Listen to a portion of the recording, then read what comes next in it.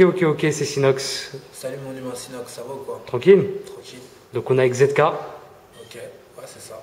Donc ZK, tu peux te présenter, je crois qu'anciennement c'était ZK Tug, c'est ça? Ouais, avant c'était ZK Tug, quand j'étais beaucoup plus jeune.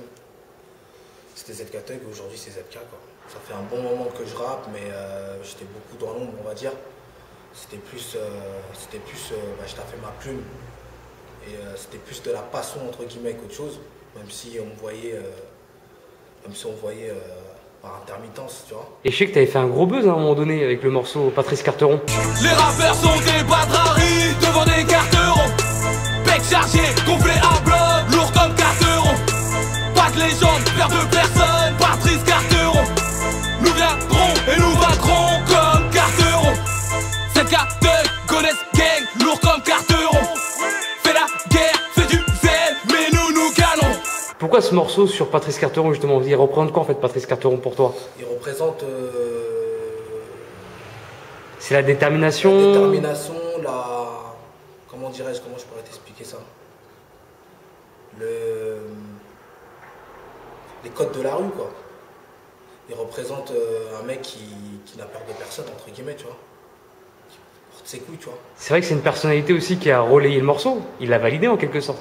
C'est son hymne entre guillemets au jour d'aujourd'hui. C'est vrai que maintenant il monte sur les combats avec ce morceau. Ouais.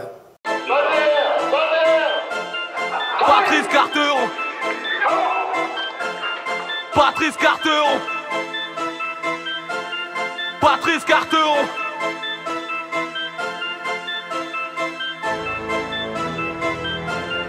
Patrice Carteron. Nous les écarterons.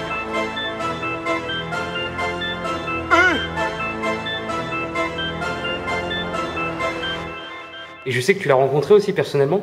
Tout à fait, ouais. Sur l'un de ses reportages qui a été fait dernièrement par rapport à un combat, pour le préparatif d'un combat qui devait se faire entre un boxeur, je crois que c'était un Serbe ou un Roumain. Ouais, c'était à Le Carpentier, dans le 13e. Ouais. Et comment ça s'est passé cette rencontre? Bah, en fait, c'est lui qui m'a contacté. Il avait vu le son, il avait validé le son, tout quoi que ce soit. Il avait relayé sur Facebook, sur Instagram, sur tous les réseaux. Et il m'avait contacté via mon réalisateur de clip, Slurgame. Il est passé par lui pour me contacter parce que c'était Slurgame qui faisait le reportage. Et comme il savait que c'est lui qui avait fait aussi le clip, donc il a dit ouais, ramène-le moi pour le reportage, il faut qu'il soit là, c'est important qu'il soit là. Et c'est à ce moment-là qu'on s'est vu moi et lui. Quoi. Et parlons de Slurgame parce que je sais que ça fait un moment que tu bosses avec eux. Ouais, bah depuis mes débuts. Depuis mes débuts jusqu'à aujourd'hui. Je bosse avec Slurgame. Son prénom c'est Omar, très exactement. Donc big up à lui. Parce qu'il a réalisé beaucoup de clips pour le rap français. Hein. Ouais, pour le rap français, beaucoup de rappeurs connus, inconnus aussi. C'est vrai qu'il néglige pas les mecs un peu moins connus. Non, pas du tout. Il prend chaque artiste à la même valeur.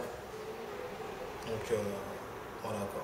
Donc on change pas une équipe qui gagne parce que tu as fait pas mal de vues quand même avec lui depuis le début. Ouais, beaucoup de vues, beaucoup de clips. Bah après, voilà, tu as vu quand tu grandis avec un réalisateur, il connaît ta gestuelle, il sait exactement ce que tu veux, il sait où t'emmener, il y a une évolution. Comme lui aussi, c'est quelqu'un qui est à la recherche d'idées, donc ça tourne pas en rond avec lui. Donc c'est pour ça qu'au jour d'aujourd'hui, je suis toujours avec lui pour l'instant. En parlant de personnalité, tout à l'heure on a parlé de Patrice Carteron, mais je sais qu'avant il y a eu un morceau sur Blaise Matuidi. Tout à fait. Le joueur du Paris Saint-Germain. Le joueur du Paris Saint-Germain, il y a... Là aussi ça avait fait un gros buzz aussi. Hein. Ouais, c'était passé sur Beansport, le jour de son interview, là où il était en pleine émergence. Blaise Matuidi, yeah.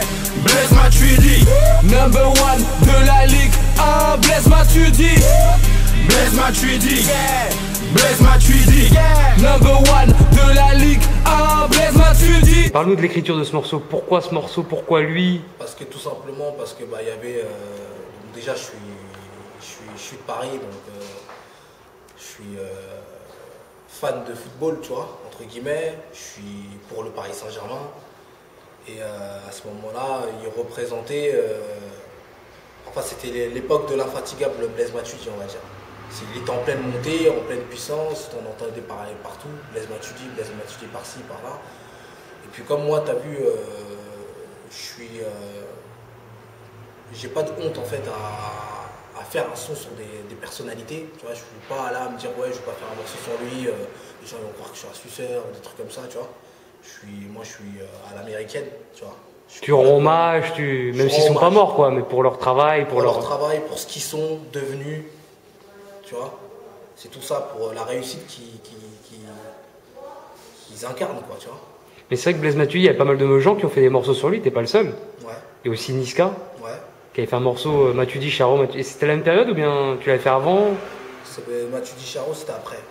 D'accord. C'était après, moi c'était largement avant. D'accord. C'était à l'époque où il y avait encore Beckham au Paris Saint-Germain. Ah ouais, donc il n'avait pas encore fait Matuidi, Charo. Non, il n'y avait pas encore de Matuidi, Charo. Il y avait le Blaise Matuidi, mais pas le Matuidi, Charo. Donc c'est une idée peut-être qui a été reprise, peut-être, non? Peut-être, je sais pas. Je sais pas. Peut-être que lui aussi il a fait à l'instant, tu vois. Je sais pas du tout, mais en tout cas, voilà, moi, t'as vu, je calcule pas ce que les gens y font. S'il y a d'autres gens qui calculent ce que moi je peux faire, tant mieux. Parce que, tu vois, on est toujours inspiré de quelqu'un, tu vois.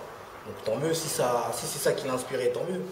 Vu que c'est ça aussi qui l'a fait monter. Ouais, c'est vrai que c'est ça qui l'a fait propulser ce morceau. Ce morceau-là, donc tu vois, tant mieux. Tu vois, nous, on n'est pas dans ouais, tu m'as volé mon idée, ni quoi que ce soit. Tant que ça fait avancer le mouvement. Le mouvement, tant que, tu vois, on est dans le rap, chacun est là pour gratter son pain, tu vois. Après, il m'a pas volé le morceau, tu vois, il n'a pas repris mon instru. Il n'a pas repris le même titre exactement, tu vois, c'est pas la même gimmick, c'est pas pareil, tu vois. Après, les gens, peut-être, ils vont allier les deux parce que les deux morceaux, c'est des gros morceaux de trap, c'est des bangers. Voilà, tout à fait, ouais. Et je sais que toi, t'es un gros trappeur, on va dire. Ouais, entre guillemets, ouais. C'est ton domaine. Non, j'ai plusieurs domaines, j'ai plusieurs étiquettes. Et c'est quoi? Parce qu'on a entendu parler de trap, mais aussi d'un autre domaine. C'est pas de l'afro-trap, tu dis? Ouais. Ça s'appelle comment? C'est du dombolo trap, ouais. Et explique-nous, c'est quoi ce terme en fait, dombolo trap? Le dombolo à la base, c'est une danse, je suis originaire du Congo. Je crois que c'est par rapport à ça, là aussi, ZK. Zahir Kinshasa. D'accord. C'est par rapport à mes origines. Et je suis originaire du Congo, donc il y a une danse qui s'appelle le dombolo. Et je voulais faire un mélange de dombolo et de trap. Donc de rap et de dombolo, genre de musique africaine et du rap français, quoi. Et c'est quoi la différence entre l'afro et le dombolo? Parce que en fait, tout simplement... Parce qu'aujourd'hui on parle beaucoup d'afro-trap, c'est pour ça que je te parle de ça. Ouais, comment dirais-je?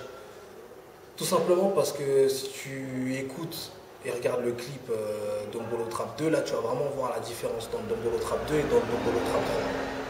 Sur les sonorités, sur les guitares, c'est des guitares qui sont bien spécifiques à du Dombolo, à des guitares qu'on peut retrouver dans le Dombolo en fait. Tu comprends ce que je veux dire? Moi je voulais vraiment ramener mes origines. Pas forcément ramener toute l'Afrique, même si c'était incorporé dans l'Afrique, mais vraiment c'était spécifique à mes origines propres, tu vois.